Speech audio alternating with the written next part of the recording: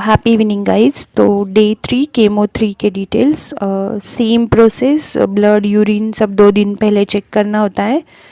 वो चेक किया, एचबी थोड़ा कम था, बाकी डब्ल्यूबीसी काउंट्स भी कम थे, लेकिन ठीक था। मतलब डॉक्टर ने हाँ बोला। तो केमो 15 दिन के बाद जो था, सेकेंड केमो के बाद 15 दिन का गैप, तो थर्ड केमो उस दिन फिक्स हो गया। फिर वही डे केयर, मतलब सुबह जाके एडमिट होना है। फिर सेम हाइड्रेशन और वही रेड वाली डेविल दवा, क्योंकि मेरा वेट भी सेम था फर्स्ट सेकंड थर्ड में, बिल्कुल सेम वेट, थोड़ा भी चेंज नहीं हुआ था। तो फिर केमो चालू हो गया।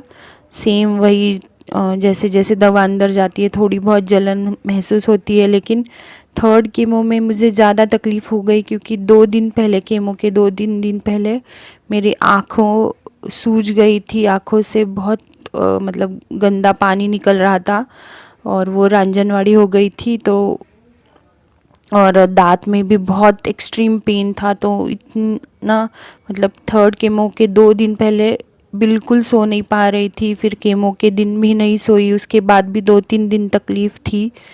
और फिर जब केमो को गई तो डॉक्टर ने बोला कि आई स्पेशलिस्ट को दिखाओ। तो आई स्पेशलिस्ट को दिखाया। उन्होंने बोला कि हीट की वजह से ही वो हो रहा है, तो आप हॉट बैग से सेकना। तो हॉट बैग से सेक रही थी तो अच्छा लग रहा था।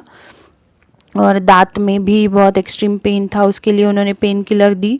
तो मैंने एक दिन ली पेन किलर, थोड़ा सा कम हुआ, लेकिन थोड़ा भी कुछ खाती थी या गर्म कुछ लगता था तो बहुत दर्द होता था। थर्ड केमो के वो 3-4, मतलब केमो का दिन और उसके पहले 2 दिन और उसके बाद 3-4 दिन ये तकलीफ़ कंटिन्यू चालू ही थी। और पेट पे भी कुछ ऐसे पिंपल जैसे हो गए थे 2-3, और उसमें पर्स हो गया था। तो स्किन स्पेशलिस्ट को भी दिखाया, तो वो सब कुछ हीट की वजह से हो रहा था। जैसे जैसे केमो बढ़ते हैं ना, वैसे वैसे इम्यूनिटी कम होने लगती है, तो तकलीफ़ थोड़ी थोड़ी बढ़ने लगती है। फर्स्ट केमो में हमारी इम्यूनिटी अच्छी होती है तो तकलीफ़ कम, फिर सेकंड में ऐसे ऐसे कम कम हो जाती है। लेकिन ठीक है, मतलब बेरेबल है, कुछ इतना एक्सट्रीम पेन वगैरह नहीं हुआ था।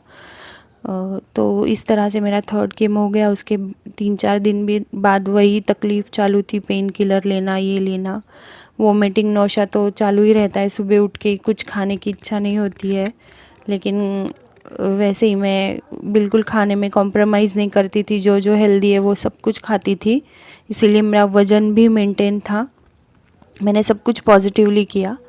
और फिर थर्ड केमो भी हो गया। अभी डे केमो 4 कल।